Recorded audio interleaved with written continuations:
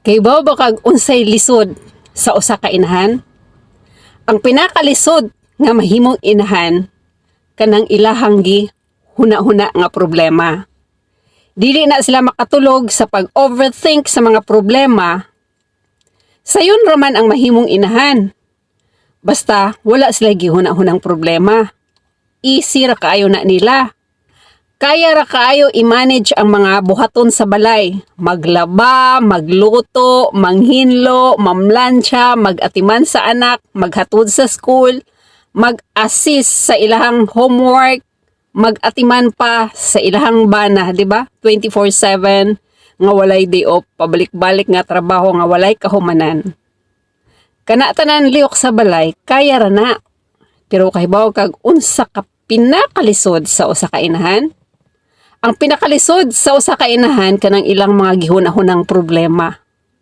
Maunay nakalisod ang paghuna-huna sa mga problema kay dili na sila makatulog sa pag-overthink.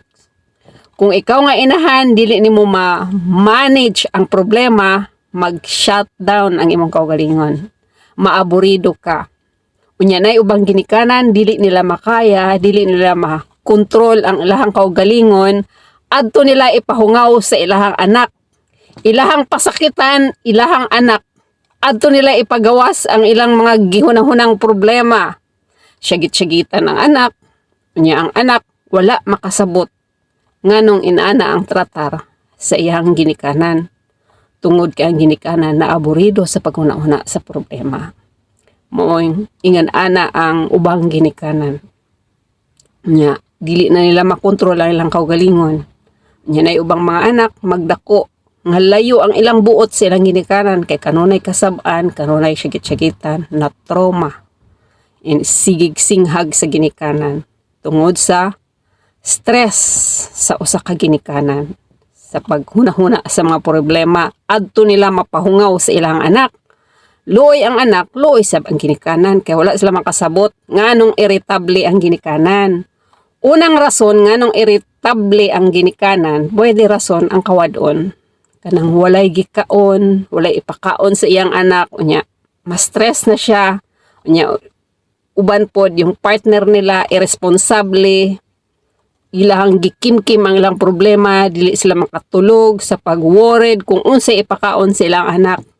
Mga gastuson sa eskwelahan, unya iyang partner, pabuyag pod, irresponsable, puno na siya stress sa hunang-hunag unsaon pag-survive nga naay makaon ang iyang mga anak. Maunay rason o pinakalisod nga mahimong inahan, luoy kayo ang usa ka inahan.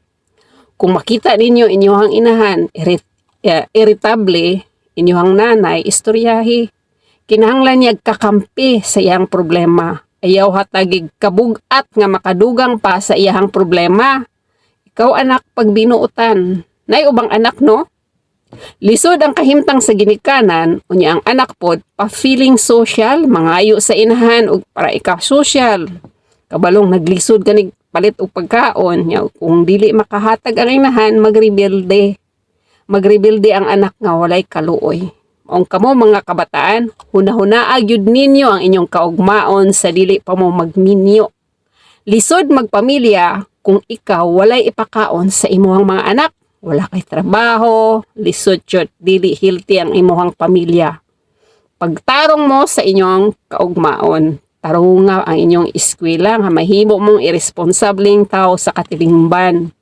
Nakaya ninyo nga kung mag-asawa mo naa mo ipakaon sa inyong anak nga dili maglisod. Kitang mga ginikanan atong ikontrol ato ang kaugalingon. Ayaw kalimot sampit sa kahitasan, ayaw palabig huna-huna sa problema, adto ta mag-focus kung unsay maayong solusyon nga atong buhaton para ma-resolve atong problema. Dili na to ipahungaw sa atong mga anak. Kay luoy po ang atong mga anak. Inhale, exhale lang. Ayaw kalimot pag-ampo para dili ka mabugatan sa imong gihuna-huna nga problema. Ambing, God bless you.